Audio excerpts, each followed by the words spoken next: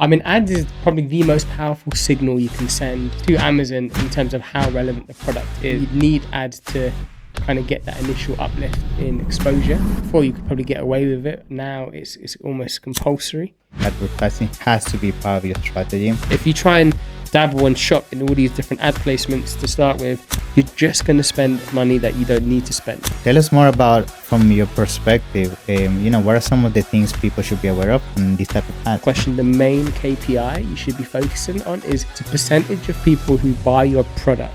And how does that compare to the category average? If you come into the market and you sell better on average than everyone else, when you do run ads, Amazon will take those signals and go, okay, there's something here with this product, so we're going to give this product additional exposure. And that's going to help you have leverage when it comes to paid ads. It could fail. Yeah. It might not work. Emotion in this situation can be really painful. What we've seen with the most successful brands that we work with is they... Hello guys, welcome to another episode here at the Amazon Ads Creator Summit in Milan. My name is Vincenzo Toscano. I am here with one of my closest partners, George. We're super excited because today we're going to be talking about the latest strategies when it comes to launching products on Amazon and all the things that you have to consider to make sure that launch is successful. So, George, pleasure to have you here with me. How you doing? I'm good. Thank you so much for hosting and having me join you. Always a pleasure. So let's start with a brief introduction about yourself. Just tell us who you are and let's go from there. Yeah, sure. I'm George, the founder of an ad agency called ClearAds. We actually do more than just ads on Amazon. We look at full service or launching, optimizing your listings, ensuring that you get growth in organically through PPC, and as a company kind of grow on the platform. Love it. And from my side as well, just to give you a brief introduction. So I'm actually the founder and CEO of Ecomcy, where we also are a full service agency in the Amazon space. So we help with everything around ads when it comes to PPC, DSP, brand creative, listing optimization, everything from A to Z to make sure essentially brands are successfully launched on Amazon. Awesome. So let's jump into the topic, which is launching brands on Amazon, specifically with PPC. So I guess we can start with a foundation in terms of, first of all, why ads have to be used for launch, and then I guess we can go from there. So tell us, what are your thoughts when it comes to it? I mean, ads is probably the most powerful signal you can send to Amazon in terms of how relevant the product is. So you'd need ads to kind of get that initial uplift in exposure. Before you could probably get away with it. Now it's almost compulsory, unless you enter like a completely new category. But yeah, it's definitely something you have to start with now. Love it. Yeah. So I think actually to double down on that, I agree. Like I feel on today's age, like advertising has to be part of your strategy. We have a lot of those conversations even internally with our clients where they say, oh, but I want to launch on Amazon, but I want to grow organically. Unfortunately, that's not the case. You have to essentially pay for the traffic, and advertising is the best way when it comes to really bringing the traffic and essentially start generating your revenue. And I guess when it comes to advertising, we can now jump into the next phase, which is, with the foundation, what are even the type of advertising you can do on Amazon? Because let's be honest, there have been so many new releases lately when it comes to advertising that sometimes it can be overwhelming and it can be difficult to really understand where essentially can be the first kind of area I can tap into. So tell us more about, from your perspective, what are some of the things people should be aware of on this type of ads as well? Yeah. So, I mean, this all is overwhelming with the amount of updates and information that we're getting. But if you look at the kind of general business principles, one, you have to ensure you've got a product market fit. So whatever product you sell, is there a demand for it? Is there a need for it? And if that product already exists, how can you make yourself stand out? So they're the first few questions you have to answer. And they're probably the most crucial questions you can answer. And we'd always advise spending as much time, energy, resources, research to make sure you get that right. Because when you get that right, everything falls into place really, really well. So you want to kind of get that going first. And once you understand and you know where you're going to position yourself, to answer your question, the main KPI you should be focusing on is the percentage of people who buy your product, which is the conversion rate. And how does that compare to the category average? So every other product that you're competing against, how does your conversion rate compare? And this will this initial metric will ensure that you're aligned with what Amazon wants. So Amazon wants a product that's going to sell well. So if you come into the market and you sell better on average than everyone else because you've done such a great job with all your listings and everything else, when you do run ads, Amazon will take those signals and go, aha, okay, there's something here with this product. So we're going to give this product additional exposure. And that's going to help you have leverage when it comes to paid ads. So if you were to start there, get the product right. Once you've done that, go into sponsored product ads. Sponsored product ads is a really good way to just blast your products out there, get that exposure that you need to then start to help you organically rank. Yeah, I think creating a foundation that has to do with the organic side of things is super important before we dive into all the technicalities of advertising, because at the end of the day, that's really what we're trying to achieve here with Mm. advertising, is really create that strong foundation that is not only going to bring more traffic, which is one of the main purposes of ads, but also how the traffic is going to consolidate or present within our niche, right? Mm. And you mentioned sponsored products, which I think that would be a very good starting point within the type of ads. Like Mm. a lot of times when it comes to launching on Amazon, we also hear all the time that sellers are concerned about the fact that should I only stay within sponsored products? Should I also actually do sponsored brands or sponsored display? So, what is your take when it comes to that? I mean, to start with, you're experimenting, and you want to experiment with the levers that are likely to generate the best reviews, right? And that is going to be sponsored product ads. And you want to even start even more focused than just sponsored product ads. You want to start with just exact match, and you want to find the terms that are most relevant to what you're trying to what to show up for. So you want to test with those terms first, because ultimately, if you test with those terms, and like I mentioned, if you don't get the conversion rate up there, then you need to go and look at your offering and the price point and how you're positioning yourself, because that is the first place you've got to start. If you try and dabble and shop in all these different ad placements to start with, you're just going to spend money that you don't need to spend at the beginning. I would rather someone spend $1,000 or $500 or euros on getting the product right, testing images, testing copy, and then put the rest in, because that that that that spend there is what's going to move the needle everywhere else. So Yeah. once you understand, okay, here's the keywords that work. Okay, great. Now you know as a baseline, these are the terms I convert well for. These are when I target these other products, I convert really well for. Right now, let's take that data that I have and now let's move that sponsored brand, and let's now have some video ads that takes over more of the page, and I can be creative. I can add images, Mm. like tell the story of my brand, and that's kind of the process we go through.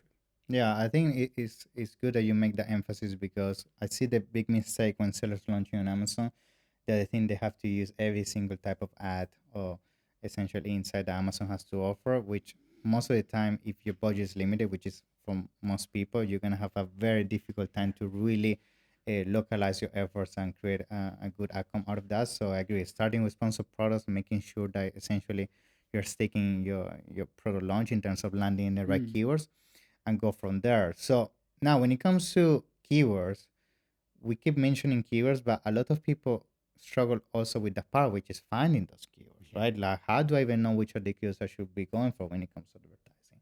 Which of the keywords I should be going for when it comes to ranking organically? So tell us more about that as well. Yeah. So I mean, the best place to get data right now by far, and I think not just within Amazon, I think there's no richer information out there on any platform more than the search query data, because that not only tells you which keywords generates how much traffic, it also tells you how many sales come from any individual keyword. Now, Mm-hmm.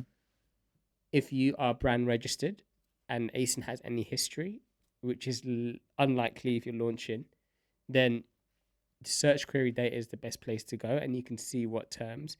But if you're brand registered and you don't have any data from search query, you can look at top search terms within brand analytics to give you a kind of an idea of, okay, what are the search a term, what are the terms that get the most traffic, and what are the products that are in a top 1, 2, and 3 position for those terms. So that's another place you can go. And outside of that, you can also look at Product Opportunity Explorer to give you a rough idea of, okay, where's the trend going with the niche of terms that I want to target. Is there been more clicks? Has there been less clicks? How many sales is there within that space? So you can gather all of that information, and this is all found within the interface. I mean, this data, I mean, over the last 2 years, we've just been so fortunate with the data that we've been given to be able to look into. Yeah, I think you mentioned something that I want to double down into, which is at the end of the day, most of the answers you're looking for in terms of where to go in terms of keywords, your competitors have that data. You Yeah. mentioned that. Like, I think that a lot of people sometimes try to implement a lot of sometimes intuition that they may have around the niche Mm. or from experience from other marketplaces. But the reality is the easiest way to start is, as you mentioned, going to Brand Analytics, seeing what the competition is doing. Pro Opportunity Mm. Explorer, I love it because it gives you a lot of insights when it comes to a niche. And that also is going to make you essentially allow you to come up with a plan very easy in terms of where to go from a launch perspective and what is actually also the baseline that you can achieve. Mm. You keep mentioning baselining and the average. I think that's super important because that's something, I guess, and you see this with your clients most likely, that a lot of people don't even know what they should be aiming Mm. for in terms of conversion, in terms of the revenue. Like, you need to understand what is essentially the ceiling, Mm. how you can reverse engineer everything from there, right? Yeah, and within the ad console, if you go into brand metric, you have a category conversion rate. Mm-hmm. So that's going to give you an idea within the category what baseline conversion rate is. Mm-hmm. So that's going to give you like a target you need to be above. So that's one really good place to start. You also want to within product opportunity explorer, if you go within insights, it actually shows you how many products have launched in the last, I think it's 90 days, 180 days, and recently, and how many of those launches were successful. So how many of them actually made it? So if there were 8 launches in that time period and 4 launched it, then that shows you there's a 50% chance when you Exactly. launch a product, it's gonna go well. Or where if there's been 0 launches, well, why is that? Is it Mm-hmm. because the top 5 products have got like a 80% click share Mm-hmm. percentage? And if that's the case, then is it going to be worth your time and money to go into that? Or is there one where there's not that much click share, there's a huge amount of opportunity, no one's really diving in, maybe they don't are not aware of it, but of the type of product or the opportunity that lies there. So product opportunity explorer gives you so much insights, and this is one of my favorite insights that product opportunity explorer gives you. You can go in and you can look at, and you just need to have a seller central account, pay the, I mean, 30 or 40 Yeah. euros, right? Pay that amount, and you can look at insights for any type of product. So you can see a um, a kind of a macro level. Yeah. Here's all of the most positive things people say, and here's all of the most negative things people say. Yeah. And that straight away gives you raw data Yeah. about what customers are looking for. What are Yeah. they struggling with? Yeah. And you can put that into the development of your product. You can put that And the into, listing as well, the yeah, the list. images, Yeah. like using that for from a sales perspective, like reverse engineer what are the things that other competitors are not fulfilling and leverage that on your, for example, sponsor brands with a nice video that highlights those issues or custom lifestyle images that can make a huge difference to essentially make your product stand out from the rest that most of the time are just copy pasting each other, you know? Because I was recently looking into this, and like for the product collagen, one of the biggest issues of collagen is the smell. I know. Yeah. People don't like the smell. So within that, if you were able to find or make a strawberry flavor collagen, or found a And put in your manufacturer graphics. Yeah. to do that, then that's one way. Or another way could be, you could have some emotional images that just show someone putting it into their coffee, and it's neutral. There's no smell. We can guarantee that's not going to happen. And if that's the case, already you're answering that itch that a lot of people have. Yeah. And I think when it comes to product launch, which is something I want to briefly touch on, is also the timeline. Because when it comes to launching a product, a lot of times people think that launching a product is something that, you're expected to see results within, a week or 2 weeks, and then people get very impatient and they start getting emotionally. And when it comes to advertising, the last thing that you can do is let emotions drive your decision making. It has to be data driven. So when it comes to launching product on Amazon, what is usually the time frame you allow yourself when it comes to really understanding if a product is going to be a success or Uh, not, and go from there. This is a really good question. So Yeah. there's a number of variables that you have to watch when you launch. So one of the variables is your review. So the moment those reviews start coming in, if they are stacking up high, that's gonna work to your favor, and you're gonna get more, like, it's gonna improve your conversion rate. So that's the first thing, the reviews, right? And you need to keep an eye on that. The second thing is the market condition. Mm-hmm. So we had a launch recently, and ranking wasn't sticking because when we looked at the market, there were three competitors that came in.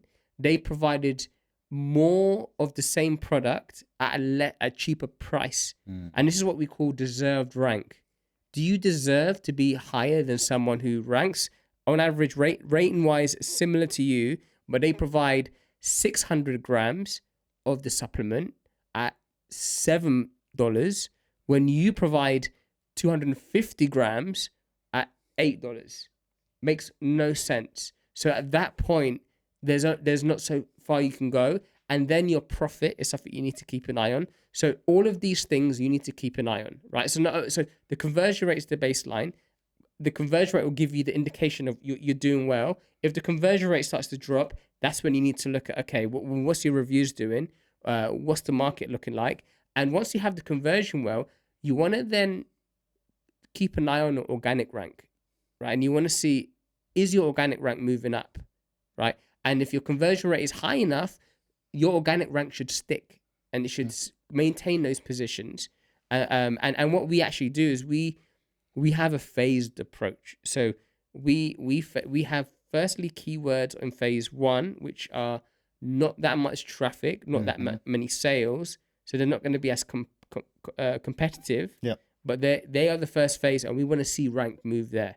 Once we see rank move with those terms, then we want to move to slightly more competitive terms that have more traffic, have more sales, and then start to rank there. And we take that approach when ranking, and that actually moves us up faster as long as everything else goes well. So timing can vary a lot. It could be a few weeks, and you can start to see Months. some good improvements, or it could be Months, it could fail.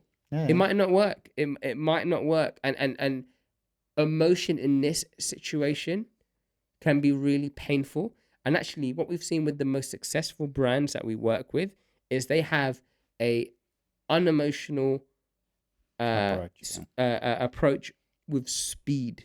Mm-hmm. Launch, it doesn't stick, move on. Next. Launch, it doesn't stick, move on. Launch, it sticks. Okay, scale. Yeah. Next. Launch. Like, they constantly launch it, and they have the process. And where we come in is we push the ads, we check the all of the moving parts. When it goes well, then we keep pushing further. Yeah, I think something that is very important when it comes to launching products is really understanding how you're going to define success, right? What success is going to look like. And this comes down to what George and I have been talking about, which is making sure that organic ranking sticks, because you can run all the advertising that you want, but at the end of the day, if that's not moving the needle when it comes to organic, it's going to be a tough journey for you to scale your revenue, because that means the day those advertising campaigns stop performing, your whole business go essentially sideways. So make sure that's essentially how you represent your launch. And I think that brings me to my next question, which is, once we start doing this launch, and let's assume we stick the landing, which means organically, we have started to see some activity going on. I think the last part I would like to bring into this episode, so then we can start bringing this to a full circle, is how do we then maintain this to make sure that we don't lose the momentum we have built so far? Because now we achieved the organic ranking, but how do I make sure now I keep it with ads? Like, what is your experience when it comes to your advice? Yeah, and that's a really good question. I think once you build momentum, once you start seeing sales, the disadvantage is the data is so out there and you're so exposed. If others see the success you've had, then they'll be like, oh, here's an opportunity for me to try and go in and attack. And they'll go in with a price that's unprofitable, and they'll spend money on ads to try and outrank you. Now, in the ideal world, if you've pushed hard enough and you got the bestseller rank, at that point you need to fight with all your power to keep that bestseller rank, because that bestseller rank gives you such an enormous advantage in terms of the conversion rate, the cost you pay per click, helping you stick organically. So that shows everyone, hey, in this particular type of product, we're number one. And there are people just like me. If I'm looking for a product, I just want to find number one, and that gives me peace of mind that I'm not gonna have to return the product. It's gonna work well for me. And if you can get to that position, then great. So that's one moat. Another moat is don't rely on that one product. And there's so many people I know. who launch once, they have a fantastic product. It has a sell by date. It I will know. expire, Yeah. right? If you're selling well, use the opportunity with that product as the front door, right? Yeah. So that's a door that's going to get people in. Once they're in and once they bought and once they like what they bought, what else can you offer them? Like, I'll give you an example, right? There was a smoke machine, Yeah. right? Absolutely crushed it. It's one of the fastest growing products on Yeah. Amazon right now in the US. Yeah. Right, over 200% in growth month on month, Wow. right? Halloween, it just crushed. They do not sell the juice you put into the smoke machine. Crazy. Which most likely could increase your revenue annual 30-40% Yeah. easily. Yeah. Easily, like the Yeah. lifetime value you can get off that, and that in itself, that's creating a moat. Hmm. Now we have a client at the moment. He's looking to put out a supplement which has, you have to spend $50,000 to $60,000 just to go through the legal process. Wow. Okay, So the barrier of entry is so. exactly. So the barrier of entry. So if you could find a product, like a friend of mine sold fire extinguishers in Germany. He said the just the legal process Must be a nightmare. was a headache. I mean, it was a headache. But he said every keyword he touched, You control it. Yeah. just it was magic. Any type of ad, he wrote magic, because the barrier was so high, which meant whenever you run ads, there was a surplus of demand and a lack of supply. Agree. And these are some of the areas that you can take. Or a patent, right? Yeah. One of my friends, he goes and he just buys patents, right? Yeah. He buys patents of people who've invented something and they just couldn't be asked. He puts it on Amazon, and every now and again he finds one that sticks. Anyone else tries to do what you do, you just show Amazon and they'll take them out. Yeah, I know. Like, I think finding ways to really differentiate is key, especially in today's age. Like, the days of only going to, China and just copy pasting whatever is successful on Amazon, it's gonna be a tough journey for you. Like, you really need to reverse engineer what is missing, how you gonna now fulfill the need, and on top of that, protect it, to make sure that, as you mentioned, once you start running those ads, like, you're gonna have a unique selling proposition that's gonna really allow you to scale your brand very easy. Now, to start coming to a closure, George, I think something I want to touch very briefly as well is the future when it comes to advertising, because we went through all the phases. We talk about the basics, talk about launching, talk about maintaining that success. Now, what are some of the future trends people have to be aware of? Like, we're seeing AI being a big thing, Amazon Marketing Cloud being a big thing. There's so many other things coming up. New announcements were done on Amazon Unboxed. So, what is your take on that? Okay, so I think the future is consumer behavior and the way we are now being conditioned. So, the way people buy now is like a baby high on sugar, Yeah. right? It's so scattered, right? They go YouTube, TikTok, streaming TV, Amazon website, Amazon buy. So that the whole process is so scattered, right? So ensuring when you're on Amazon, you're also outside of Amazon. And the biggest money on the table is those who are not on Amazon, and they're absolutely spending a fortune on one brand we're working with, right? They spent a fortune on meta ads to their website. We looked at Product Opportunity Explorer. There was 1,100 people a month searching for their branded terms, and they weren't on Amazon. So that in itself is such a huge uplift. So consumer behavior is changing. So people are going all over the place, but they are always looking at the final point. Is it on Amazon? Because peace of mind, I bought here before, they have my card details, it's safe, right? So being, that's one thing to consider. The second thing in regards to the future is the buying signals Amazon has is richer than any other data point you can have anywhere in the world. No one has that much information. Yeah. Now coupled with AI and the ability to then predict what a human will do with AI being placed into that is only going to get better. I think auto campaigns are going to get way more focused. Amazon's going to start showing, I think, keywords. So let's just say if someone searches water bottle, Amazon will know, okay, the water bottle you sell that is for fitness enthusiasts, right?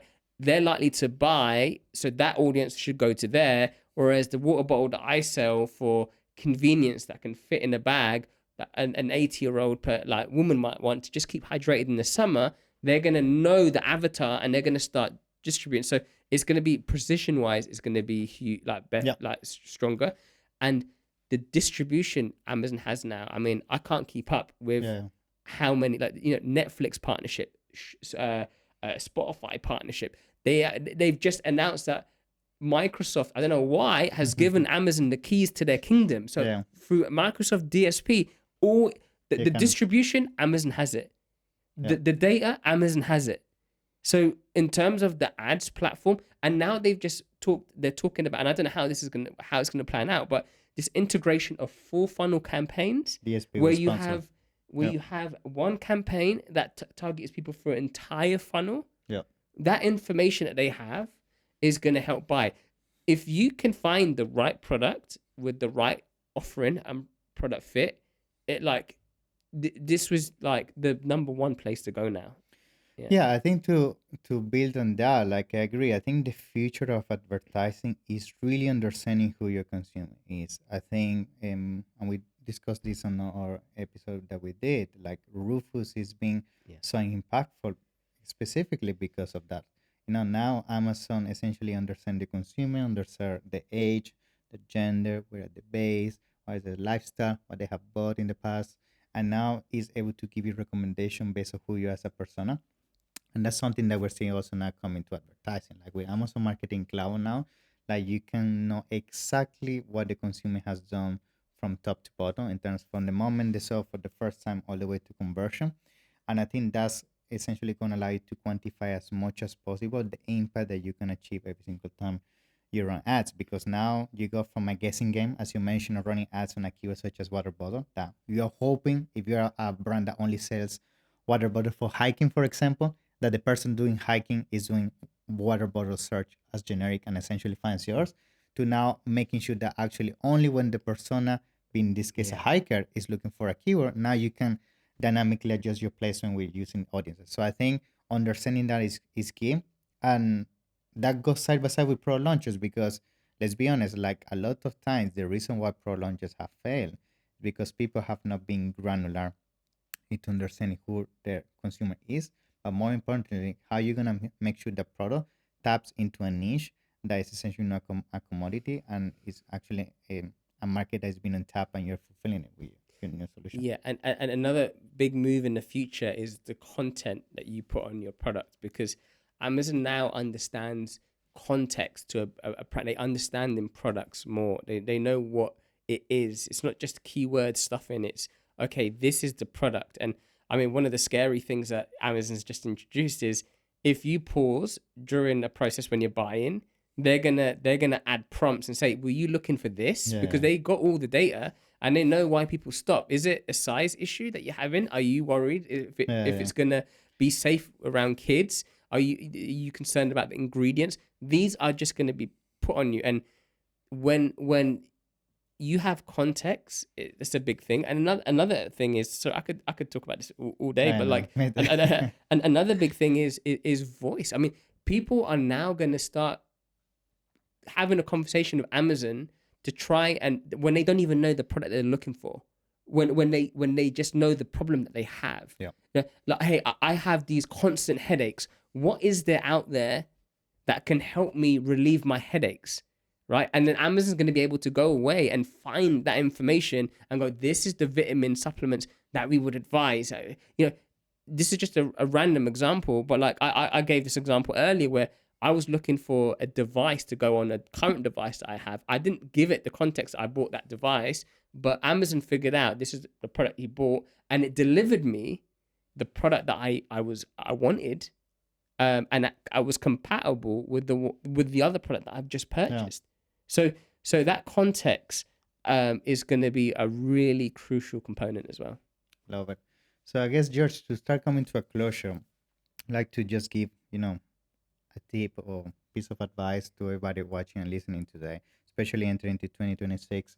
I mean, 2025 has been a challenging year. We know what has been going on around with the economics and everything. So, this is really a year that's it's been around consolidation. Hmm. I'm pretty much riding the wave.